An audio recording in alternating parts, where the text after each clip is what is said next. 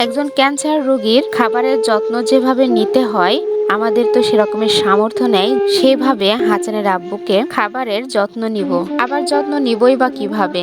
দিন শেষে ওষুধের টাকার কাছেই হেরে যাই। সবাই আমাদের পাশে থাকবেন আমার অসুস্থ স্বামীটার চিকিৎসা করার জন্য। আসসালামু আলাইকুম বন্ধুরা, সবাই কেমন আছেন? আশা করছি সকলে অনেক ভালো আছেন। আলহামদুলিল্লাহ, আমিও ভালো আছি।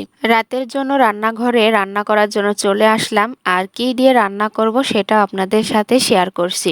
এখানে নিয়ে নিয়েছি 4 থেকে 5টা রসুন আর 2টা পেঁয়াজ, কিছুটা মরিচ, আরো নিয়ে নিলাম কালো জিরা। আর কালো জিরার মধ্যে অনেক নোংরা ছিল, সেটা আমি আগে পরিষ্কার করে বাইছে নিয়েছি, কারণ নোংরা জিনিস তো খাওয়া যায় না। আর এমনি তো আমি আমার পরিবারকে পরিষ্কার খাবার, পরিষ্কার বিছানা অর্থাৎ পরিষ্কার পরিচ্ছন্নতা রাখারই চেষ্টা করি, কারণ পরিষ্কার পরিচ্ছন্নতা হচ্ছে ইমানের অঙ্গ। প্রথমে আমি পেঁয়াজটা ছুলে কেটে নিয়েছি, এখন রসুনগুলো আমি ছুলে নেব।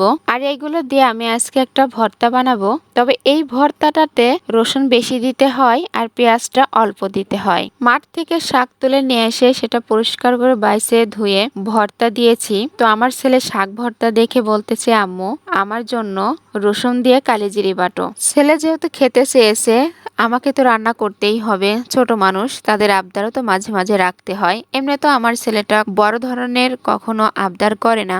আর যেহেতু আমার ঘরে পেঁয়াজ রসুনটা আছে, কালো জিরাটাও ঘরে আছে, সেজন্য আমি খাবারটা বানাতে চলে আসলাম। আর এখানে পেঁয়াজ রসুন কাঁচামরিচ আমি এটা তেলের উপরে দিয়ে হালকা করে ভেজে নিলাম। আর এটা যদি বেশি লাল করে ভাজা যায়, বাটার পরে শক্ত হবে। আর শক্ত হলে খেতে কিন্তু একেবারে ভালো লাগবে না। আর পেঁয়াজ রসুন ভাজার পরে আমি শেষে ভেজে নিলাম কালো জিরা। আর কালো জিরাটা কিন্তু একেবারে হালকা করে ভাজতে হবে, তা না হলে এটাতে সুগন্ধও থাকবে না, খেতে মজাও লাগবে না, আবার কোনো উপকারিতাও থাকবে না। আর এই ভর্তাটা দিয়ে ভাত খেতে কিন্তু অনেক মজা লাগে। বিশেষ করে এটা যদি রুটির সাথে খাওয়া যায়, খেতে আরো বেশি ভালো লাগে। আজকের ভর্তাটাতে আমি একটু ঝালটা বেশি দিয়েছি, কারণ একটু ঠান্ডা ঠান্ডা লাগেছে। আমার বাটাটা হয়ে গেছে।